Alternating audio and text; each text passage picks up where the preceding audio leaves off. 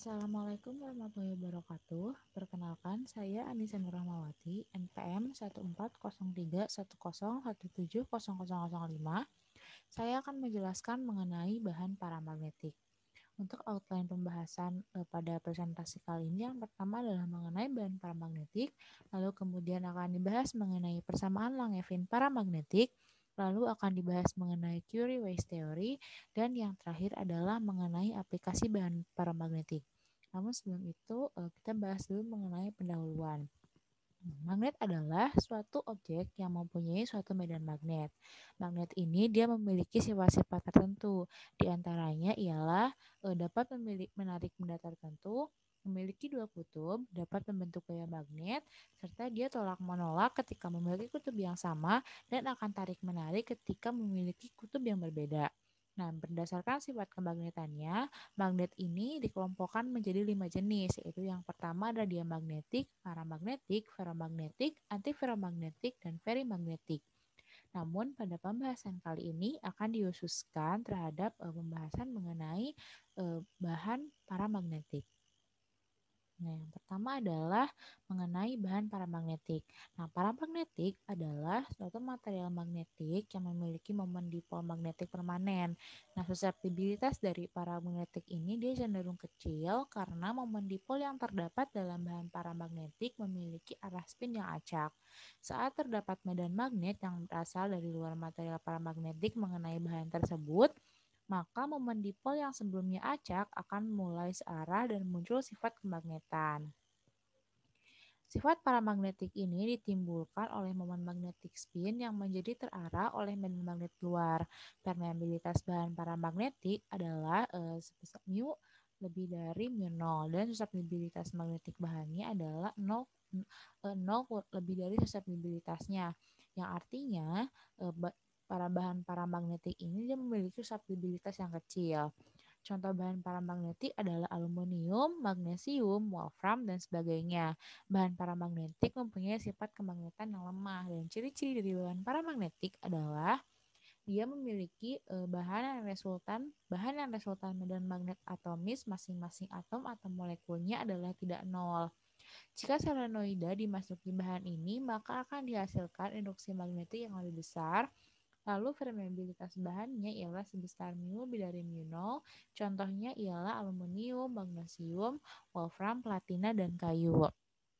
Nah, ini adalah contoh arah dari spin dari bahan paramagnetik. Selanjutnya adalah mengenai persamaan Langevin paramagnetik. Nah, teori Langevin adalah sebuah teori yang memperlakukan suatu zat sebagai kumpulan klasik atau non-kuantum mekanis dari dipol magnetik permanen tanpa interaksi di antara mereka. Nah, teori Langevin ini juga memberikan fungsi untuk susceptibilitas paramagnetik dari kumpulan dipol magnet klasik. Langevin ini dia berasumsi bahwa setiap atom memiliki momen magnet permanen atau M.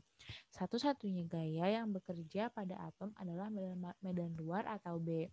Nah, teori Langevin paramagnet untuk bahan paramagnetik ini dia dirumuskan dengan L alpha sama dengan cot alpha min 1 per alpha.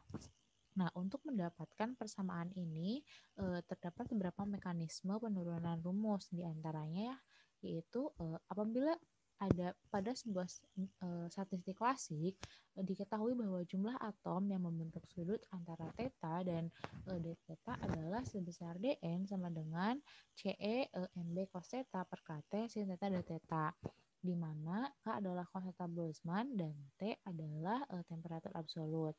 Nah, kemudian kita asumsikan bahwa MB per KT adalah alfa, maka persamaan untuk Dn ialah menjadi CE pangkat alfa cos theta sin theta d theta, yang kemudian dapat dirumuskan jumlah total magnet atom dalam satuan volume pada bahan permanen ialah N sama dengan integral dari 0 ke V CE pangkat alfa cos theta sin theta d theta. Nah, kemudian kita asumsikan bahwa cos theta sama dengan X dan min sin d theta adalah dx. Maka dengan beberapa penurunan diperoleh persamaan C yaitu sebesar n alfa per E pangkat alfa min alfa. Nah, di mana komponen setiap momen dipol yang sejajar dengan B adalah M cos theta. Momen magnetis total dari semua atom N yang terkandung dalam satuan volume zat adalah magnetisasi M yang diberikan oleh M sama dengan integral dari 0 ke V yaitu M cos theta dN. Kemudian asumsikan bahwa cos theta sama dengan X dan sin theta d theta ialah dx. Maka kemudian diperoleh perumusan untuk nilai M ialah sebesar integral Cm dari batas bawah 1 ke min 1 xe a pangkat x dx. Nah, kemudian dengan mengintegrasikan bagian-bagiannya diperoleh nilai M dan kemudian substitusikan nilai C-nya sehingga diperoleh nilai M sama dengan N dikali M dikali L alfa, di mana L alfanya ini adalah kot alfa min 1 per alfa yang disebut dengan fungsi Langevin. Nah, selanjutnya adalah mengenai Curie-Weiss theory. Nah, Curie-Weiss theory ini atau temperatur Curie adalah temperatur yang membedakan magnetisasi spontan, di mana ini memisahkan antara bahan paramagnetik pada daerah T lebih dari Tc dan bahan ferromagnetik pada daerah T kurang dari Tc. Nah, susceptibilitas bahan paramagnetik ini ditentukan oleh hukum Curie atau T sama dengan C dikali susceptibilitas, di mana C adalah konstanta Curie-nya. Nah, sebuah bahan paramagnetik yang bisa berlaku sebagai bahan ferromagnetik bila suhunya diturunkan sampai dengan suhu tertentu yang kemudian disebut dengan suhu Curie. Lalu suatu bahan paramagnetik bisa berlaku sebagai bahan antiferromagnetik bila suhunya dinaikkan sampai dengan suhu tertentu yang kemudian disebut dengan suhu Weiss.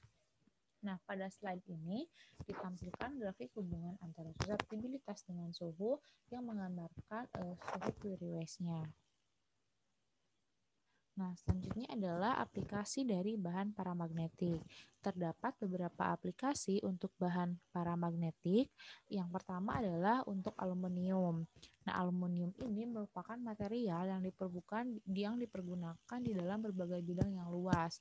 Nah, dia tidak hanya digunakan sebagai peralatan rumah tangga, tapi juga dipakai untuk keperluan material pesawat terbang, mobil, kapal laut, serta konstruksi.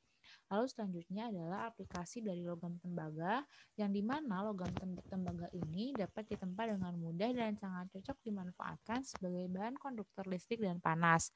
Lalu yang terakhir adalah aplikasi bahan paramagnetik pada wolfram, di mana wolfram ini digunakan untuk membuat filamen panas. Nah, selain itu, wolfram karbida ini juga merupakan karbida yang paling keras dan digunakan sebagai bahan pembuatan konduktor elektronik, mesin pemotong, dan gilingan juga digunakan untuk pelapis keramik. Nah, ini merupakan beberapa referensi yang saya gunakan untuk presentasi kali ini. Dan sekian presentasi dari saya. Mohon maaf apabila ada kesalahan. Wassalamualaikum warahmatullahi wabarakatuh.